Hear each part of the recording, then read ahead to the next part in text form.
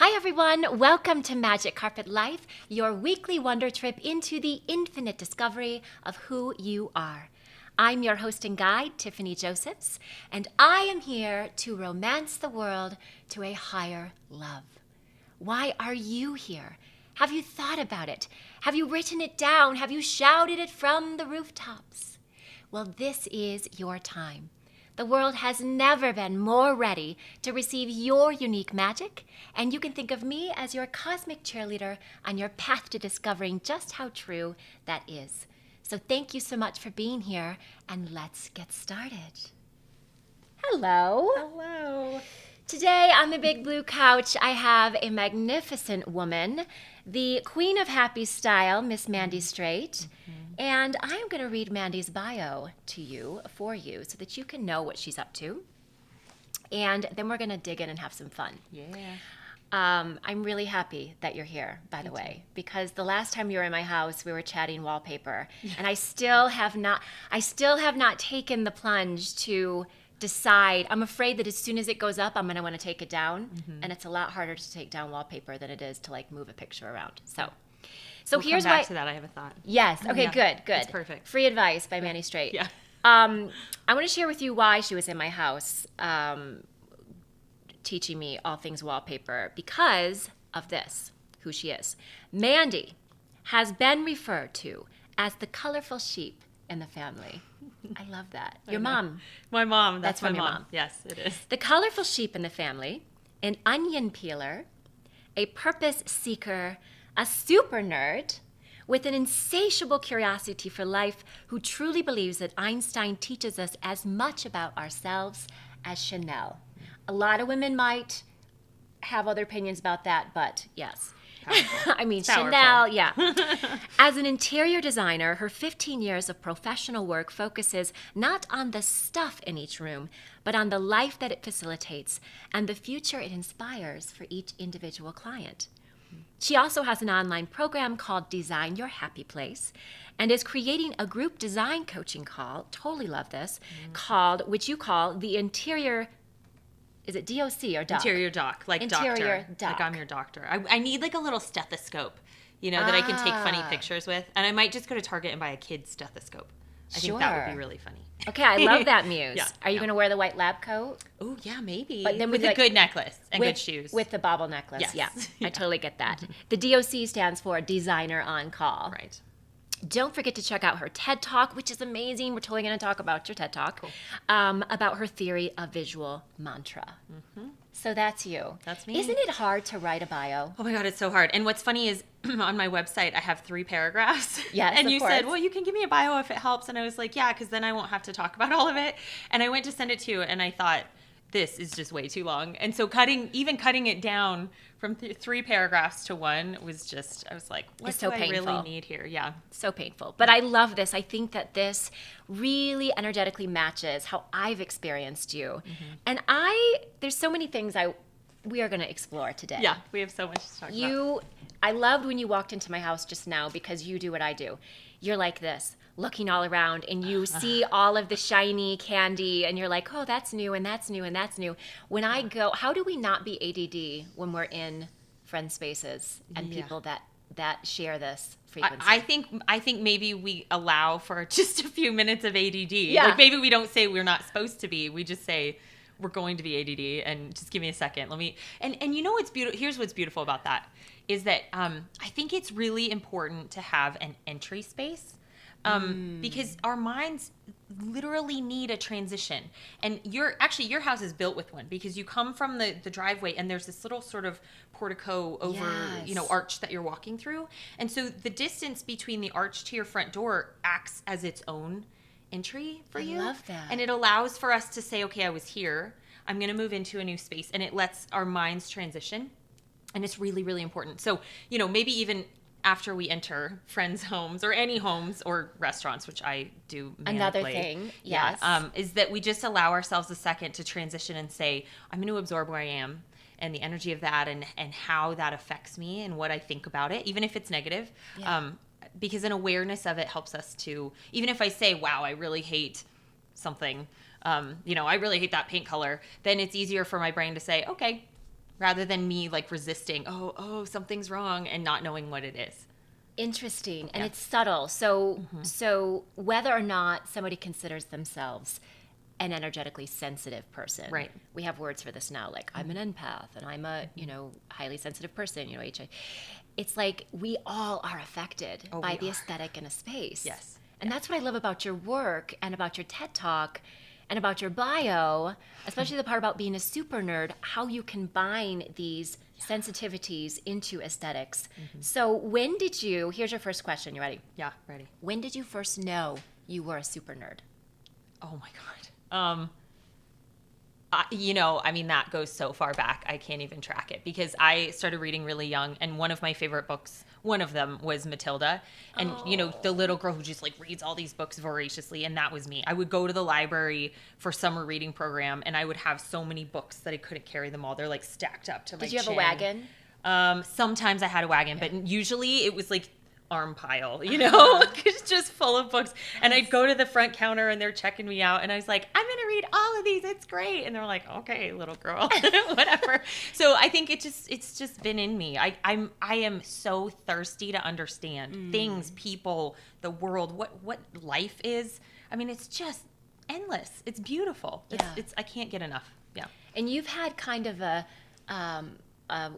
journey to get to. So what you're doing right now, Mandy Straight, interior designer. That's sort of your title. We were talking on a couple shows ago with Sarah Beth Burke, who was talking about how her research is like how we're more than our title, right? So you're an interior designer and you're all these other magical things. Right. But your journey really was like, you went to Paris, you went to the East Coast. Like, tell me what that was for you. Yeah, it's interesting. It was a journey, and what's really amazing, I think, is that I was allowed a lot of space to follow what I was interested in.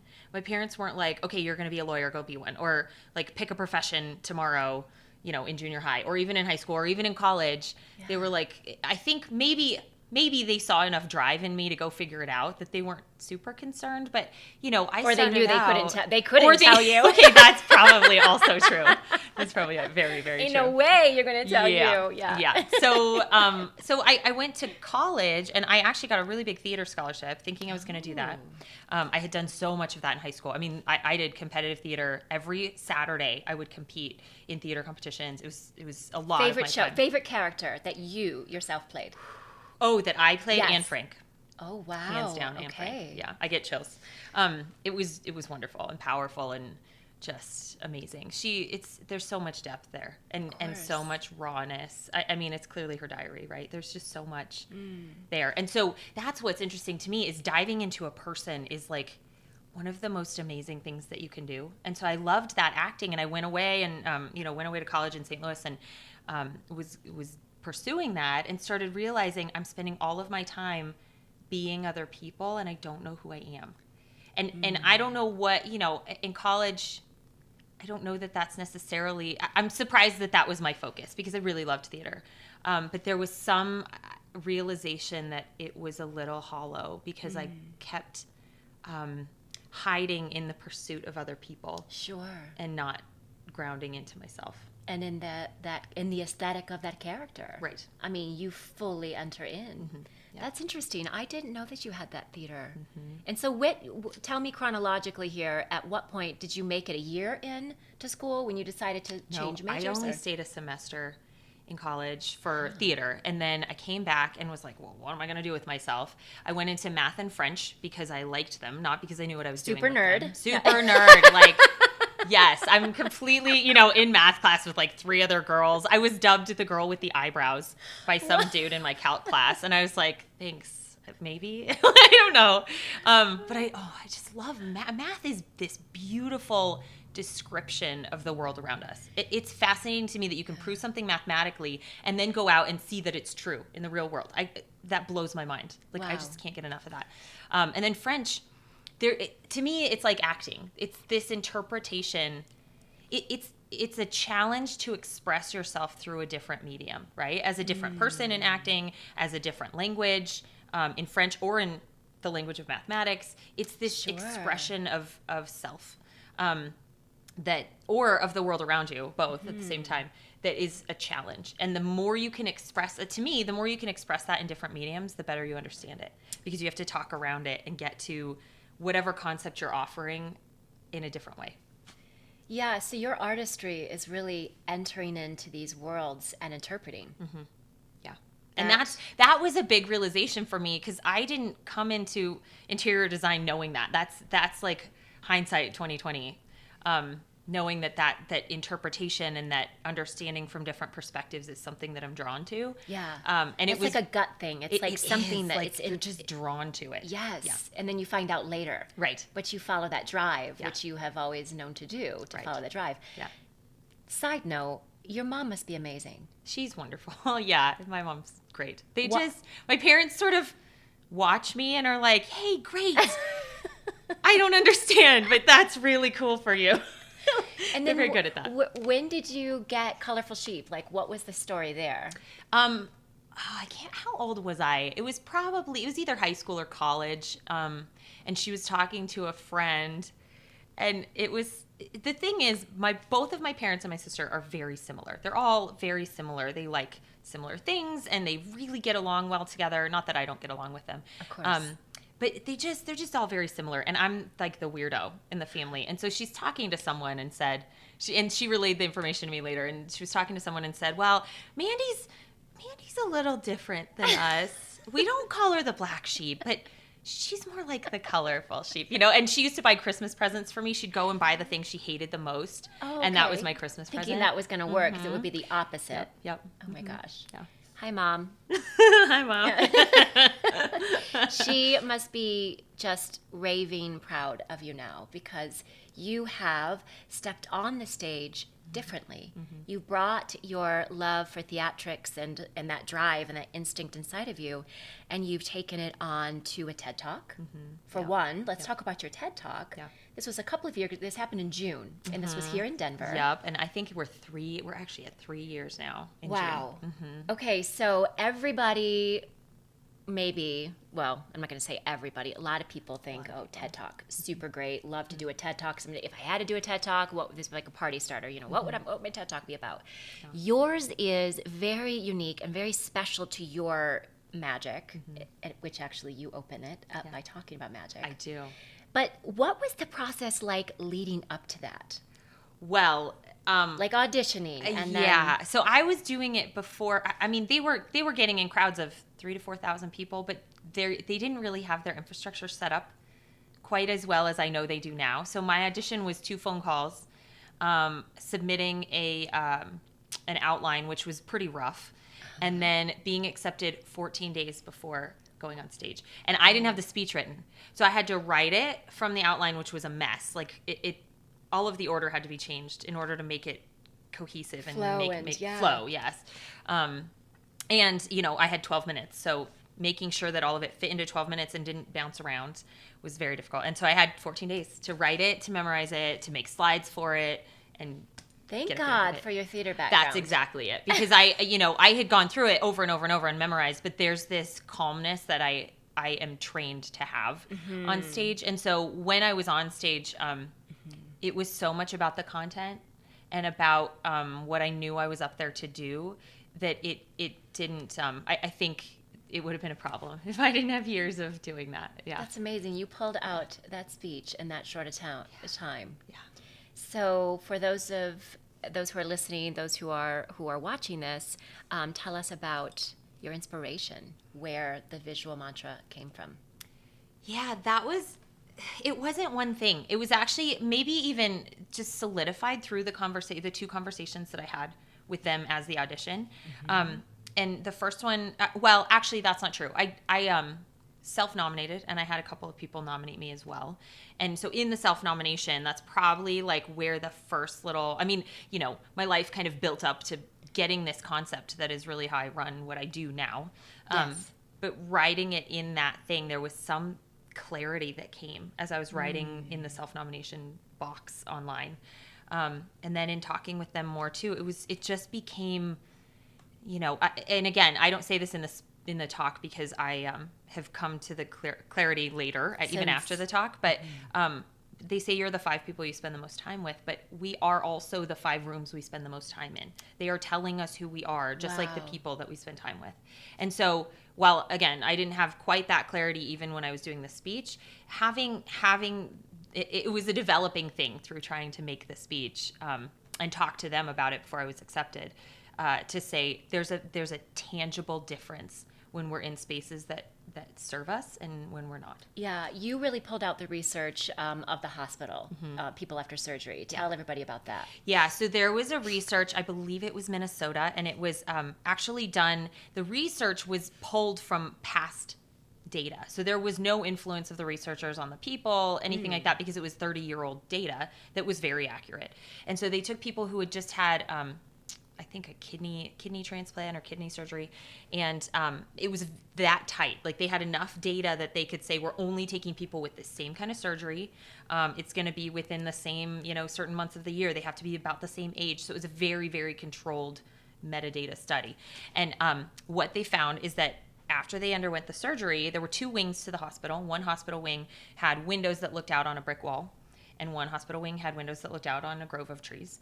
And the patients that looked out on the trees stayed, on average, a full day less in the hospital. We all know how much that costs. Yes. They used less meds. They were happier. I don't know quite how they measured the happiness, yeah. but the other 2 are highly They were dancing measurable. to James Brown by the second day. Yeah, exactly. So even just on recovering patients, it has a huge impact. And here's the thing that I didn't talk about this in the speech either.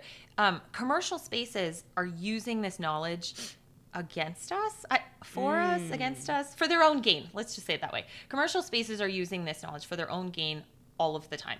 They are using, if you go to a McDonald's, red and yellow are colors that stimulate appetite. They use fast music, so you get in and out. It's probably a little bit chillier, so that you don't really want to sit and camp out. They have hard finishes, so it's not comfortable. They're doing everything they can to make you be fast, because that's their goal for you, right? Not yours. Department stores want to make you stay longer. So that we usually have these huge department stores with lots of square footage, and they a lot of times will checkerboard the floors, because high contrast on the floors makes it feel smaller, makes it feel more intimate. And so they're doing things to make it feel less generic, whether it is or not, right. And more intimate, so that you have, and they probably play more engaging music that's upbeat, but also that you want to stick around for. They're using and colors that they use for that as well, depending on the department store and what they're going for. But this knowledge is being used to other people's gain often. And so why is it that that's an accepted thing in commercial design? Oh yes, we're influencing people. This is the researched, accepted thing in commercial design, but in residential design, it's all fluff and it's all fun, and it's not necessary, and it's just not as important the minute you get it into your home. Except we spend so much more time here, and we could make it whatever we want. So that's kind of where I end the talk too. Is this is our tool, and we can choose to not use the tool, which means we're a victim to whatever it is by default. Yes. Or we can choose to make it exactly what we want it to be, and to inspire the us that we want to be when we are spending time in those spaces. Yeah, because that was, again, back to your personal journey. I mean, you in your talk had disclosed how this helped you with your inner work and your depression and the darkness that you went through. Yeah. Was creating these aesthetic spaces and the power of that to make the inside. Yeah, when I was little, I would move around my room, the furniture in my room, every 2 weeks or something. And my parents thought I was crazy. And I'm in elementary school. No, maybe I don't necessarily remember doing it in elementary, but definitely in middle school. And my parents would come down and be like, "How did you move that dresser?" And I was like, "Well, I like jammed into the corner, and because it had to be done. I just couldn't take it anymore." Yes, I know that feeling. Yeah. It's like the mothers that lift the cars up off their kid, Exactly. the adrenaline. Yeah, exactly. Like, this is I can't take jamming it my anymore. frequencies in the space. Exactly. That you had talked about this, and I want to quote from your TED Talk: being a victim of unintentional spaces. Yeah. And this so much happens where we go into like let me think of a store. I'm not even going to go Home Goods because they have some classy things, but like a Bed Bath & Beyond or a Big Lots, and they have just this canned, a pillow for the functionality sake of having a pillow. Right. So it's like style, function, style over function, how would you, let's just break this down and think about this. Like, let's say being a victim of unintentional spaces. I have friends, you have friends, who like my aesthetic. They like, they like that things might be bright and happy in my house, and they want to feel that too, but they feel like they need to have somebody else do it for them. Like they feel like they can't access whatever magic is happening here, right? Yeah. So what do you say to your friends that find themselves in that victim-y place? Like, I don't know how to match colors, or I don't know where to find that textile, or what would be some process that you walk people through in that? Yeah, the very, very first thing that I would say is that, and I don't do shoulds, but you got to stop thinking there's a right way to do it, because there's not a right way. The right way is you tapping into what it is you want. And so the number one mistake that I think people make is thinking that there's a right way, measuring themselves against what they saw somewhere else, or the perfection of the space, or how well it was pulled together. And the second thing that comes right on the heels of that is that I'm a strong believer in intrinsic design work instead of extrinsic. So extrinsic would be like, I say, okay, I'm going to do my whole house in French country. Okay, well, I'm designing for a label. That has nothing to do with me. Yes. It's separate from me. We all want magnolia houses, or the farmhouse style that's gone hot. Right. And there's nothing wrong with saying I like farmhouse. What's much more powerful is finding the intrinsic reason why you like that. So, for farmhouse, an example, it could be, I love that it feels raw. I love that it feels hand touched. I love that it feels intimate and down home. What are the... And Chip Gaines built it. Yeah, exactly. And you've got that mental... exactly. Yeah. But it's, if you love farmhouse, you don't love farmhouse. You love how farmhouse makes you feel. Yes. And if you can focus on the feeling, that's the powerful part in starting to do this for yourself. Yeah. Even if you don't want to work with a designer, you don't need me. What you need is some help tapping into that thing that you already have. How important is it to define your style? I would say very, actually, and I'm coming off of the heels of saying, don't do it extrinsically, but I think it's extremely important to define your intrinsic style, because there's a lot of power in putting words to things. Yes. So taking a feeling and a thought, taking that and translating it into words makes it fire on all your body cylinders, right? Yes. It makes it much more clear to you if you can put words to it. It doesn't matter what they are. It only has to make sense to you. Your words could be elephant circus, and if that clarifies what you want for your home in your mind, and this thing that you're trying to get to, that's what you're going for. It doesn't matter what other people think about it. And there's no place in the world that needs that more than your home. Oh, exactly. You're there if all you the can time. do that in your home. Right. So what's your style? What's your defined? I'm a little bit in transition. Which I love, because you allow yourself to be, right? Oh, yeah. It's always dynamic. Yeah, and that's, to me, also, that's a very successful way to look at design. This is not something that you do, and it's supposed to be that way for 10 years, and if you don't love it for 10 years, you did it wrong. That's not the right way to do that either.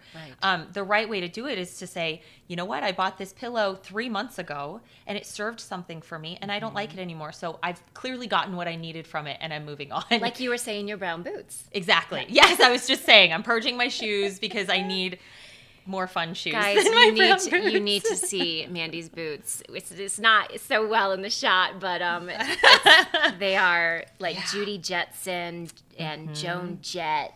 Yeah, gem. Yes, gem. Yeah. Fabulous. I love the gold. Yeah. Mine, I have realized like you said, the evolution of it, right? Yeah. There are times when I just go crazy. Like I was telling you, I got the kids' dress from Target the other day. It was an extra large, so I could fit it and wear it. But it was too much. It's kind of like when Kim Kardashian went into her grown-up look. Yeah. Do you remember how she used to be in style? Yeah. Where it was really edgy and kind of crazy and maybe a little more 80s. I don't know how to describe that aesthetic, but then she just went total glam mode, like the Kanye. Yeah. Kim. Yeah. And so for me, I love around in my home and even what I wear, I try to be this fairy globe. It's a global fairy rave. I love that. Oh my God. And that word for me, like elephant circus, you know, Yeah. is like I can feel the Yeah. in my body, and it makes me so happy. It brings Right. out that intrinsic. It makes me go ha, like it makes me want to sing, Yeah. and it makes me want to go crazy with color and be more bold because that's what I'm doing in my life right now. Yeah. That's what my world is about. Right. And then when you stumble feeling like that in your life, your home is reminding you of that. Yes. So that you wake up in the morning and you're like, oh yeah, I'm doing a fairy rave today. Yes, And like it just yes. reminds you to do that thing. That's so powerful. Yeah, So pops of powerful. yellow. Like I'm really into pops of yellow right now in managing yeah. the vibration of yellow. Yeah. Can't be too much. It's like too much red, you know. But I'm playing with that because what I see, and you call it a visual mantra. Why a visual mantra? So mantra is a repeated instrument of thought. It's something that is used as a tool to basically just redirect your mind. Our monkey mind goes everywhere, right? And we Sure. get distracted very easily, especially anymore because our attention spans are even shorter. But you know, if I want to look here and my mind's like, then a visual mantra or a mantra in general, if I'm repeating something to myself, like say it's happy, if I'm like, okay, I'm focusing on happy, no, happy, happy, doing happy. And if you don't have that, and I'm like, oh, I don't know, I just kind of want to feel kind of good, and then I forget, and I can't refocus myself. And it's an important part of learning. If we're creating the neural pathways in our brain, it takes repetition, and without redirecting and saying, no, I'm using this neural pathway, this is what I'm creating. Without doing that, we get distracted and we don't get back to it and we don't create that new neural pathway. We go back to the rut that we've created before. So mantra is super important, whether it's visual or otherwise. And visual was about how our spaces serve as that.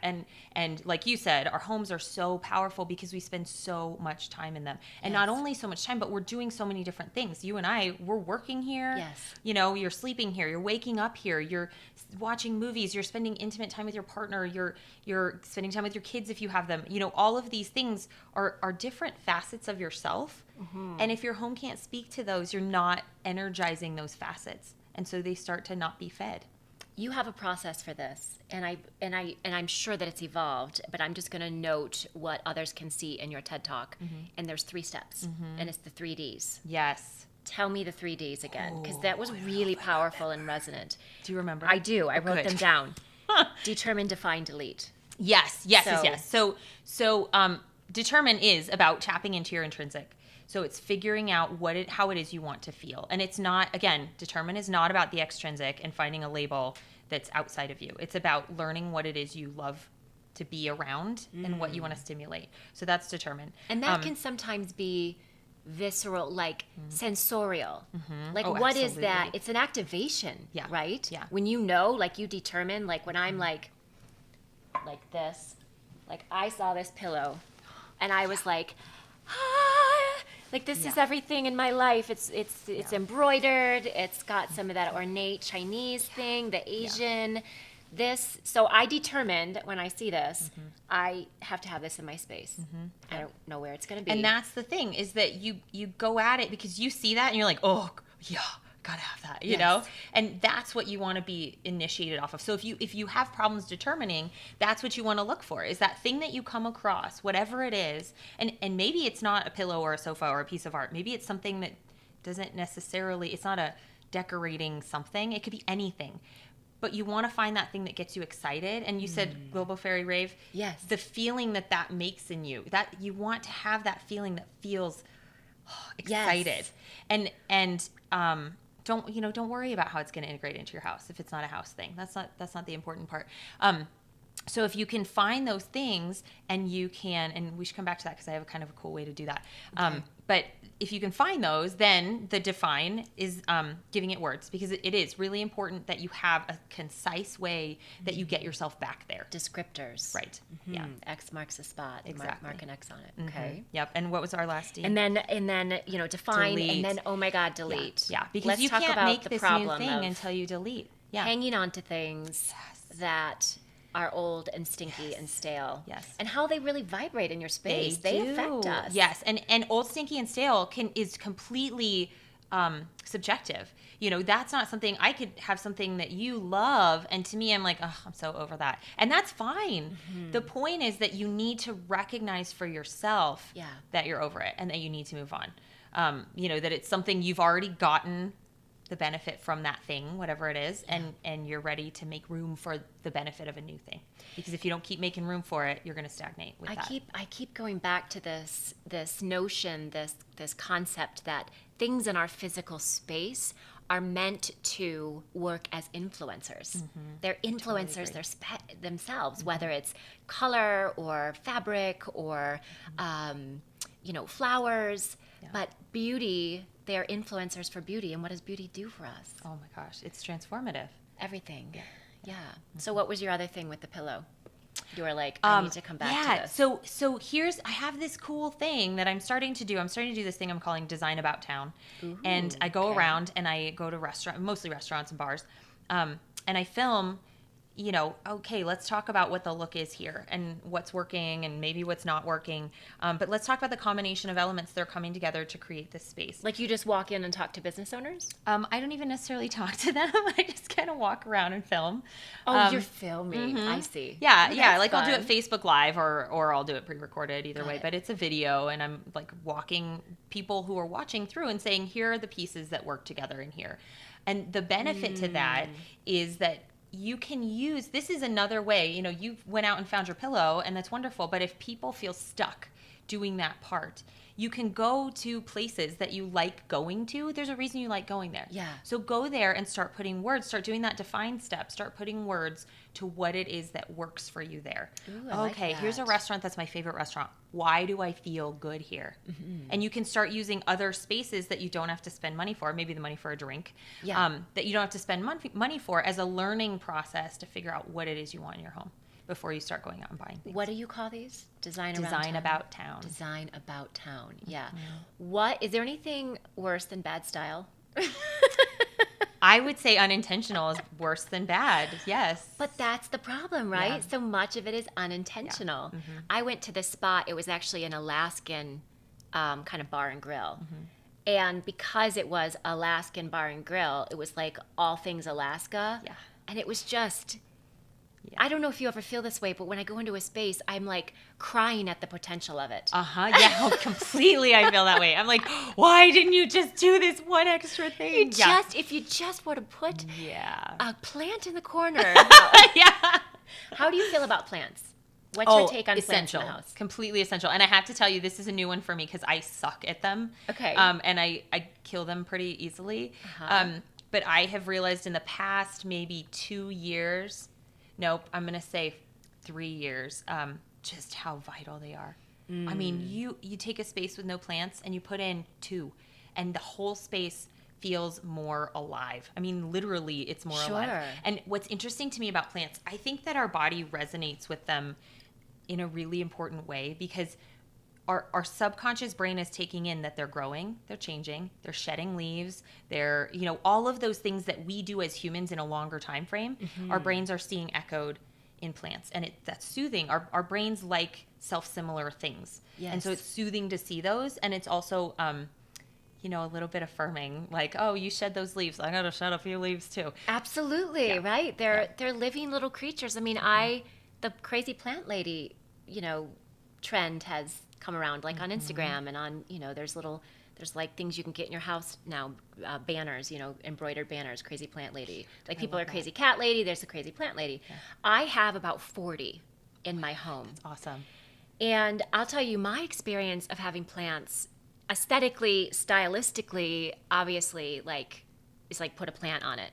Yes, totally. If you like it, put a plant on it. I love that. We're going to dance to that later. Yeah. I mean, that to me, it is a cure-all, having plant there. But also, there's something about when the plant's going through things. Yes. And I'm like, I don't know what you want. I don't know what is needed here. Yeah. But it forces me to be aware. Exactly. And to respond. And if I can be that way in my space as a whole, more aware and more responsive to what the space is needing, not just, I need to clean my sink out. Sure. Which I do need to clean my sink out. I don't always have clean dishes on podcast day. But actually like the flow. So what is your take on the flow of space or ancient traditions? Like, are you into feng shui? Is there merit to some of these ancient practices of flow? Yeah, I have read a lot about feng shui. I'm not certified to do feng shui. To me, it seems grounded in some very just inherent things about us, and I think it's very important. Now, I can't necessarily speak to the more technical aspects of it and your birthday and the cardinal directions. For me, the way that I use it now is an awareness of flow, so that when you walk into a space, energy doesn't get deadened in a corner, or because we inherently don't want stagnant. Right. And so if there's a corner that has nothing going on, there's no reason for my brain to interact with that corner, then it's sort of this terrible little stepchild that I'm trying to ignore, but it's like I can't really ignore it because it's there and dead and dragging me down. And it starts to move through the whole room. It does. If you have a dead corner, I mean, talk about corners, right? Yeah. People, or any space that's like avoided, or like papers. Yeah, and here's another one that's definitely papers that when you dump, because piles of stuff, papers included, are unmade decisions. And so the fact that you walk in and your brain is told, here are a bunch of things I need to decide on, that your brain is like, oh, overload. Yes. Because I don't even know, we can only make so many decisions in a day. And I don't know if they have a number on that, but you can only make so many. And then they call it decision fatigue. And you can't keep making them, which is why now we have so many decisions to make in our daily lives that websites are getting easier. And, you go to a website now and it's not like info. Yeah. It's like scroll. click here or click here. Yes. I have two options. Right. And so having piles of stuff is just telling your brain, oh, you have more to do. You're behind, And then the other thing that is really important is that I find a lot of times there are spaces like an entryway or a hallway that are completely unaddressed. And like people put like a table there, or like they put one thing there, but it's not enough to interact with. Okay. Especially if like spaces that are transitive spaces that are between one and another. If you don't give your brain a reason to exist in that space, you want to avoid it. So what I try to do is you want to find a way to create interaction. A lot of times that's, if you get a console table and you put a little poof underneath it, or a little stool that like just shoves underneath it, maybe you never sit there ever, but your brain is like, I could have an existence in this space. I could exist here and be here and not feel like I'm standing around trying to figure out what to do with myself. It allows you to be there. And so I think if you don't have that, so going back to feng shui, the energy just sort of races through it and it's too fast and it's a little bit jarring. Interesting. Yeah. So you kind of just want to be aware of how your mind pulls you through a space. Oh, what's over there? I want to go there, but I'm invited to go there, not forced to. Or it's the same as human interaction. On my website I've got like my core principles or whatever, and one of them is that everything it's all one thing. Yes, tell me some of those. Okay, because those are amazing on your website. It's mandystraight.com. Yeah, it is. Right. Yeah. Which I'll have all the links, and you guys can engage with Mandy. But you have so clearly these core values. Yeah. And tell me the one that you were just about to say. Yeah, so that one is it's all one thing. And there's a quote by Da Vinci that I hope I get right that is... he won't mind, he's dead. Yeah, exactly. He won't even know. It's something like learn to see, understand that everything is all connected, or, I'm totally saying that wrong. Anyway, it's about how everything is connected. It's all the same thing. And so to me, you can learn... If I have a stagnant space in my life, in my house, where do I have a stagnant space in my life that's echoing? Oh, and we can learn so much from that. You said something earlier that, I'm not going to remember now, that made me think of that exact thing, that you look around your house and you realize, it was plants. Yes. Those plants Yes. that they have something wrong with them, and it's like, oh, what's wrong with you? I don't know what to do. And I do that if that's how I react to my plants being sick, that's how I react to myself being in an uncomfortable, unfamiliar place. Like, oh, what am I gonna do? What do I need? Yeah. But the minute you start being like, okay, plant, your leaves are yellow. Yeah. Maybe that means this, and I start to do the same with myself. Okay, I'm a little tired, and I'm kind of frustrated about that thing. I didn't realize that, and I just start paying attention. Just like anywhere else in my life, it benefits me here. That's a big part of your platform, is designing Huge. for emotional health. So here's my, as you were talking about this, I imagined how mental we are, right? Like literally mental. When we come in the house, our brains, you know, we've been on social media all day, or we've been on Probably emails still all are day. while you're walking in the house. Walking in the house, Yeah. replying to this text. You know, I always I'm the voice person. I'm like, what time? Period. Question mark. I'm always adding punctuation, speaking aloud punctuation, because I need it on my. But we're so mental, and we walk into our space. What is the most powerful, effective thing that we could do in our space to help us move from mental to emotional? I think the first thing would be transition. So if you don't come in like two things that just glaringly come to mind. That if you don't come in your front door, you need to make sure that the transition that we talked about in your front space from one space to another happens in the back. So if you're going from your garage, and you know, a lot of times that walks into a laundry room or a mud room, that's not always very pretty, and you're like shooting yourself in the foot right from the get-go. And I get that laundry rooms, mud rooms are not necessarily pretty. Do something. Don't feel like you have to just rewrite history, or say rewrite the wheel. Don't you think you have to reinvent the wheel here? And like, oh, well, I can't have my laundry room here. I have to move it across the house. You know, no. Give yourself something awesome to look at. Just start there. Like, what's the wall that you walk into when you come in the door? Put something that makes you feel like your pillow makes you feel when you walk in the door. Right. Start there. And then maybe figure out how to have less visible piles. Maybe, you know, like, do something that allows you to walk into your space and go, because even if you don't take the time to do that, your brain notices it. Yes, and that's the thing, is becoming more aware. What we can create in our physical spaces will allow that shift to happen everywhere. Yep. Because I was thinking, you know, I come in through my garage, which I hate because it's a garage. It's a garage. But I painted the door black so that my daughter could chalkboard on it. Great. And then I hung like this felt colorful ball above, because I always love things above a doorway. Yeah. Like that's that's the fairy global fairy rave in me, you know. Just give swings for the fairies, you know, make a big swing for the fairies. Yeah, that's but great. You know what it is, like when on my door, it pounds shut. It's like a fire door. What is that with garage doors? You know how they're supposed to be heavy? Yep. And it's like every time I walk in, it's like boom.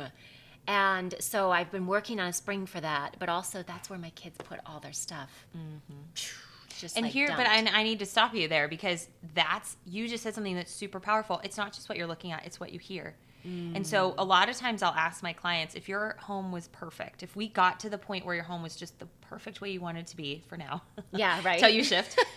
And you come into your home after a long week, it's Friday, and you open the door and you just know that your home is exactly the way you want it to be, and you close your eyes. What do you hear? And this is not like literally what do you hear? Oh, I hear the cat meowing. This is like, what is that thing, that thing that we were talking about right here, your intrinsic whatever? What's the sound manifestation of that? Because it's so important, you know, if you're realizing the slam of my door really, you know, it jars me, it doesn't make me feel good. Another thing too that I find a lot is that when there's an echo in a house, it feels cold, because you feel this like it feels empty, which makes your brain feel a little bit like, oh, it's empty and it's not inviting. And, you know, so auditory cues are easily as important as visual ones. That's fascinating. I mean, I cannot, and same with smell. Oh, I can't always. I mean, have smell fresh baked possibly bread. even more so, right? Because don't they say that smell is the most just ingrained something sense. with that nerve, maybe, because it goes right up through the middle of the olfactory nerve. I think I'm saying that right. To the doctor, it's listening. Yeah. So you were telling me that, okay, so maybe, I don't even know when I first contacted you and said, I need help with wallpaper. Yeah. I had this desire. I have this huge accent wall, and I have this vaulted ceiling, and it's just out of control. It's like when you said space, it's too much space, and my eyes get totally lost in it. Yeah. And so, so I thought, well, I'm going to put some wallpaper on this and make this more cozy. I hear my dogs coming in. Yeah. Are the dogs here? Yeah. Oh, they're not going to like that. They might start barking. Let's just let the dogs in. They're okay. They can come in. Oh my gosh, they're going to jump. They're going to be on our video because they're going to jump on the couch. Do you want to let them in outside? Yeah. Just let them outside? Hi, Danny. This is my dog, Danny. Hi. Pets in the house. Yeah, that's so nice. Yeah. And if you like them, right? That's super personal. Yeah. The personality of the pet, what kind of pet. Yeah, you have to like the pet that you have live with you. Just Yeah. like you have to like the person that you have living Right, with you. exactly. So important. Another podcast for another day. Yeah. Wallpaper. Back to Yes. this. So I really was like, I want to warm this up, and then became the maddening, how do I decide? And I still haven't decided, because I was telling you, I'm afraid that if I put something up there, I'm not going to like it a week later, because I am always changing my mind. And I really own that part about me, that I am always changing my mind. So what would you say to more permanent style, or more permanent style decisions? Well, I would say, one, it's really smart of you to know yourself and not to make that wrong. It's not wrong for you to say, I change my mind a lot, because if you get something, you shift. That's more healthy than trying to stay with something that doesn't serve you anymore. So one, know that, know thyself, and figure out if that's, if a long-term commitment is maybe not, really it's a budget thing, right? If it costs $2 for you to wallpaper your wall, you'd go for it. So weighing out yourself against your budget would be number one. Wait, is there such a thing as $2 wallpaper? No. Oh, okay. No. I even meant, like, if you could just pay $2 and get the whole thing wallpapered, you'd be good to go. Yeah. And then I think there's an inquiry that can happen. Well, the thing that I was going to say to you is saying you don't know yet is a valid answer. That's an answer. Like, sure, you haven't decided what to do with it. That's your answer right now. Yeah. And it doesn't have to be yes or no are not the only two answers. Not yet. That's powerful. Not ready. Still looking. Because how much money have we just thrown away because we're so impatient with our spaces? Exactly. Like, we saw it on HGTV, I need to have that. Or, you know, and that money really needs to be going into other places. Right. But we get real impatient with style. Yeah, yeah. And I think the last thing with that is if you're realizing, and you did a good job of really vocalizing what the problem was, if you're realizing, I don't like it, I need it to change, say why. What's not working for me, which you did well. And then if you're saying, okay, I'm just not sure if I'm ready to commit to this, can you put that to words too? Why I'm worried that I'm going to change my mind. Why am I worried I'm going to change my mind? Well, I do it all the time. Okay, what is it about this that would make me likely to change my mind more quickly than I'm willing to do for the cost of it? Well, that's why I love how style is like self-discovery. Yes. Style is the ultimate self-discovery. Yeah. Because you're figuring out, like you said, that intrinsic, what's happening here. And the most amazing thing in life is seeing something in your outer world that is a yes. Right. That is showing in a clear, pure channel with what's in here. Yeah. It's so true. I mean, if you've heard of the golden mean, the ratios of things that we are just innately drawn to. No, what is this? So the golden mean is, I believe it's like 3/7 or something, 4/7. I should know. Is this a math thing? Yeah, it is, but it's an architecture thing. Okay. And so classical architectural buildings were built with the golden mean, not just in mind, but literally shaped by the golden mean. And that's, the distance from my fingertips to my elbow compared to my fingertips to my shoulder. That would be the golden mean. This number compared to the whole. Yes, it's a ratio. And it boils down to a number, but having the relationship of that number within things, we have that in us, right? I've got it there. I've got it. There are like a million on your face. Yeah, about having that sort of ratio. And when we look out and see self-similarly, we see that elsewhere in our buildings. Plants have it innately. They have that kind of golden mean ratio within them. When we look out and see that self-similar thing, our bodies are like, oh. So actually, I've been learning quite a bit about neurolinguistic programming. Okay. And one of the pieces in that is to mirror someone that you're with to get some rapport, right? Like, if I want to meet you and I want to know you better, the best way for me to do that is kind of sit the way that you're sitting. And it's not, what's funny is I think people don't notice a lot that when you do that. So it feels sort of copycat at the beginning, but then you start to feel this rapport that you're creating by being on the same page and being self-similar with someone, that both of you feel more connected within that. And so we feel more connected with our world and with our surroundings when we make it self-similar. And here's the powerful part. This is like the key right there, is if we say, I want to be more like this. Yes. And we make our environment like that, our body innately tries to be more like that. Our body tries to be self-similar to that thing that we're seeing. It's priceless. Like all you have to do is say, I want to be more like this. I'm going to make my space. I'm getting goosebumps. I'm going to make my space more like that. And that way my body will be just attuning to that even when I'm not paying attention to it. That's amazing. And that's why before we started, I had to close my eyes because I have a mound of clothes upstairs from the past 2 weeks of my life that are just like this. And it's representative of my inner workings right now, of the things that, and the projects and the things, you know, and my goal today after we record here is to handle those clothes because of the energetics of it. Yeah, because you want to reflect something different to yourself. Yes. And part of it is for me, and I don't know if it's like this for you as a creative, but I love messy. Yes. So actually, this is a big discovery that I've had in the past 2 months. I mean, this is really recent that I've had this discovery, is that I've always been a pretty messy person. And it's really a conscious struggle for me to be better. And it's funny when people ask me, oh, can you help me organize? And I'm like, oh, girl, no. I am not a Real Simple Mag subscriber. No, yeah. And actually, I have some good tips because I've worked so hard at it because it's just so hard for me. Mastery, right. Yeah. But what's interesting is that I realized recently that I have this story that a home that's too perfect isn't lived in. And I remember thinking that when I was a kid, that my parents would be like, will you just pick up your stuff? And I was like, I want my house to look lived in. And so there was this story that I have compounded upon myself, that if everything's picked up and neat, it looks sterile. And so there's a different way for me to write that that maybe allows for it not to be sterile, but also allows for me to be more neat and tidy, which I am doing. Like, it's actually, there are some innate ways that I don't have to think about anymore, that I'm like, well, of course I would do that. It just makes more sense. It's easier. It's, you know, and it starts to become more habit. And I'm not great at it yet. I'm not going to say that, but it starts to become easier. Oh, please. Well, he's worse than me, so well, that's good. You paired yourself good, right?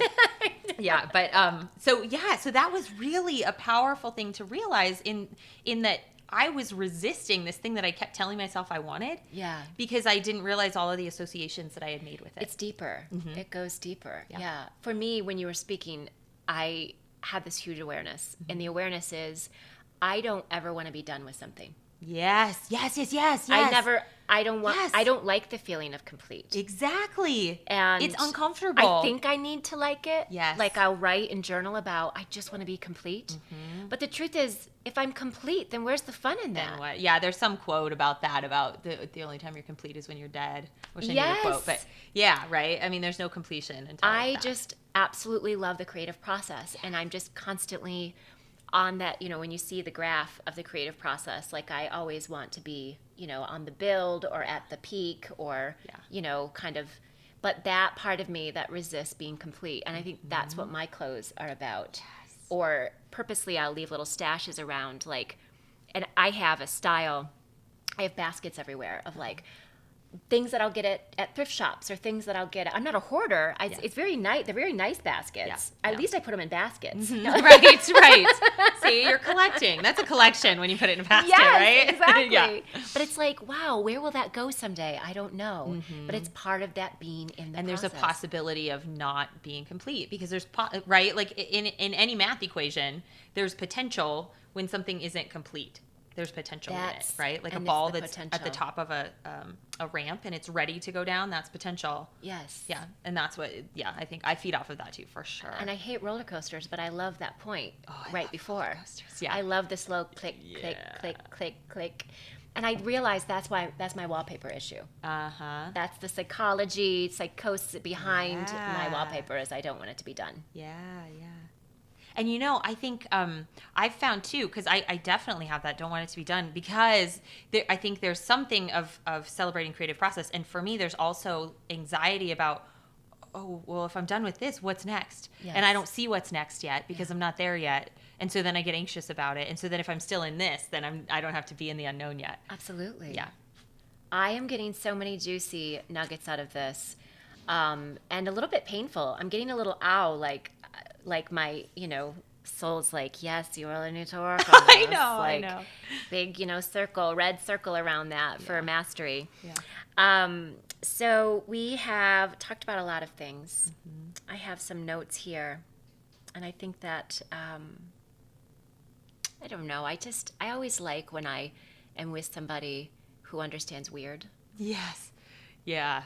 So I just Yeah. really kind of like bow to you on your ability to bring weird into people's spaces and celebrate weird. What is the weirdest thing in your space at this moment? What's your latest weird? That's a great question. The first thing that comes to mind, because I haven't been focusing on my space recently, because I kind of did some stuff on it and then felt, complete enough and focused on different things. But right now, it's probably this art piece that I did. And I do art because I'm kind of picky about it, and I can't really afford any that I think is good enough. Of course. Oh my God. Yeah. It's so, I mean, It's you can do terrible. Etsy, you can do eBay, and Yes. it's like you spend 5 days and you still don't Yes. find something. Yes. And I know what I like in artwork. Not that it's a narrow band, it's a very wide band, but I know when I like it, and I really hate it when I don't like it. I just can't live with it. Yeah. So I've started making my own. been And wanting it's to not do like that. I'm great at it. Yeah. I make it like this fun thing. So like my partner and I and his daughter will get together, we'll watch 80s movies, and we'll put Okay. sheets all over the floor, and we'll paint. And the whole point, and like this was actually I think really important for her to see and for me to do, is the whole point is that it's not perfect. The whole point is that I'm doing this and I don't know what I'm doing, because I don't know how to do art. But I'm doing it anyway. Yes. And it's an experiment and it's an exploration, and I'm letting that be uncomfortable. It's uncomfortable to try to do artwork because I want it to be awesome, and I want to put it up on the wall and walk past it and love it. And I would love to sell it and make $3 million. Yes. Of course, I would love all those things. So there are all these sort of expectations Yeah. that I'm managing. Going to the canvas And then to get exactly that I'm like, you know what, none of that matters. I'm just doing this for fun, And so we do that. And then if we don't like them, then next time we paint over the Just same paint over canvas. them. That's the thing. Yes, and for that to be okay is like a practice for me. Yeah. I think it was good for his daughter to see too, of like, it's okay if it's not right. That's not what we're not going for right. We're going for a fun experience. So I have this piece that I That's just your did. quote. We're not going for right. We're going for a fun experience. Yes, and that's totally your house in general. That is exactly it. I love that. Yeah. It's so much more about So that. I'll buy some of your art. It's I'll be your first customer. That's cool. I'll have to figure out which one I'm willing to sell, because the ones that I've kept I really like. This one actually needs one more thing on it, and I'm scared to do it because I love it the way that it is, but I know that it's missing something, and I'm scared to do it and mess it up. But it needs it. Okay. So I need to do that. That's probably my weirdest thing. I'm looking for a piece above my bed, and I want something. It's like a statement piece. You know how Cool. this goes. Yep, it's I like do. the mantle And it's super important. or above the bed. Yep. That's everything. Yeah. It's like it's important as the front door. Yeah, exactly. So let's see. We need to land this. Unfortunately, we can't chat all day, and I don't think everybody has all day to listen or to watch. By the way, first I want to ask you, what is the 80s movie that you most love to paint to? Like, what if we want to get go to Michael's, here's your Friday night. Go to Michael's, get some acrylic, get some cheap brushes. Yes, which is totally what I take do. out- Wait for the half price canvas sale. Yes, because they always have them. Yep. And then what movie should I watch? So I think my favorite that I'm going to say is from the 90s, I think, but Pretty Woman is... Oh, yes. Oh my gosh. My sister and I know all the words to that You thing. do? Oh yeah. So I'm paid that way. I don't even have to watch it, right? That's kind of the benefit, is Of that you're not course. watching movies that you have to watch, Yeah. that you just kind of know them. But that's Pretty What's Woman. the line she says when she walks into the store? Big mistake. Big. Huge. Huge. And she like holds up the bags. Yeah. Yes. Was it you that I talked to yesterday? Big mistake. Big. Huge. With the shades. She has the Uh-huh. Yeah. Audrey thing going on. She's so Okay. good. So for everybody listening, mandystraight.com, and tell us if they go to your website, if they follow you, what is your handles? How can they follow you online? Yes. Facebook is Mandy Straight Inc. Inc. Instagram, Instagram is Mandy_straight. Okay. So that's easy to find. Twitter, I'm not really on there a whole lot. So Yeah. you can follow me, but I'm not really that active. You're not Or I tweeting. have it sort of tweeting for me. So don't tell me. Yeah, super secret. None of us are doing that. Nobody don't worry. does that ever, the auto thing. But yeah, Instagram and Facebook for sure. You could find me. And I'll have links to the interior doc stuff soon, which is great. So next for you, so we'll have tell us about the interior doc again. Yeah, the plan is to have, and I'm still hashing out some of the details, but the plan is to do 2 times a month a call, and it'll be an hour, at least at this point, and it'll be a limited number of people, so between 6 and 10, and I'm going to feel out what the best ratio of that is. Look for my own golden ratio. And so everyone can get on the call, and we'll do, basically you're getting one-on-one help with me, and you're learning from other people, and you're doing it for like a third of my hourly rate. And so what's cool is we're doing a video call, so you can take your computer around and say, well, here's my mantle. Yeah. This is what I'm having problems with. What do I do? And basically through our conversation, me asking you a bunch of questions, we can give you some clarity and direction that you can go off and do it yourself. Because I really, this whole interior doc thing is based around the fact that I think most people can do a lot of this themselves. And I think that a lot of people feel like they can do it themselves, but get really overwhelmed on where to start. Yes. And just can't see the vision. And getting that vision is my favorite part. So this really taps into my favorite part of what I do anyway. I love that. And it lets me help people in a way that is monetarily manageable and also gives them legs to just run on their own until they need more help. Style empowerment. Yes. Empowering style and that intrinsic style. Yes. Which you champion, and I totally love. Thank you so much for being here. This was too much fun, and I feel like we've only talked about a quarter of the things. Yeah. We're going to have you back. Love it. So we can do this. And so look forward to Interior Doc and following you around on your Facebook to find the most stylish restaurants in town. Yeah. The places that are doing it right. In out. Denver. Yeah. Oh, yeah. Are you traveling elsewhere? Are you going to other places? Yeah. I have travel plans, and so it was kind of like, here's a good opportunity for me to learn how to do it now and then to just go do it elsewhere as well. Towns that I would love to be with you in: Austin. Ooh, never Portland. been there. Never been there either. San Francisco. Love it. These are ones on my radar. And maybe like a Midwest town. Like I've heard Des Moines is really kind of coming alive with some of this, emerging style. That'd be great. Like these towns that used to be, just sell, I don't know, cornmeal or something. But Yeah. now they are converting these into some places. So you get that vibe of like nothing into something. I love that. I love that vibe. Transformative spaces. Yeah. All right, so that's all the time we have today. Thank you so much for listening. Please come and join the conversation online. Let's ask a question that they could engage with, a really juicy style question about their home. Mm-hmm. Is it what's their weirdest thing? Yeah. That's a good one. And celebrate it. That's one thing I want to say is a really good way to know you're on the right track is that maybe it's that thing you have to whisper. Like I had a friend who I was helping with her design, and she said, "You know what I really want?" And she kind of whispered it, and I was like, "This is gonna be the thing." Yes. So what's your thing that you gotta whisper? Like what's that thing that you're afraid to say out loud that you really want in your home? That's a juicy one. Because that's that, the body's lit up. Because that's the thing that's so big you're afraid of it. And it's weird, right? Because you think your neighbor's going to think you're crazy. Yes. That's the thing. Okay, so what's that thing that's going to bring you from a whisper to a shout if you bring it in your space? Let us know in the comments below, or you can head to magiccarpetlife.com, join the conversation there. Remember this before you go. There is a higher love at play, and it is always working for us. Our only job is to be conduits for this love. To be unique about it, keep the channel clear, and stay in joyful anticipation. Thank you so much for being here, and thank you all for listening, and we'll see you next week on Magic Carpet Life.